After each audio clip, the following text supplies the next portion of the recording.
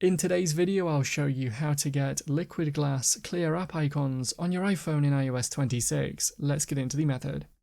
On the home screen, long press in some space, then tap on the Edit button in the top left corner. From the menu, tap on Customize. To get the clear icons, you can either choose the clear option at the bottom, then select either light clear, dark clear, or auto. The tinted option is something else you could try.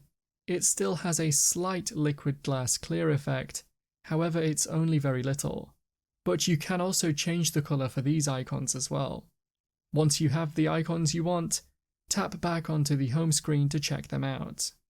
That's how to get liquid glass clear app icons on your iPhone in iOS 26.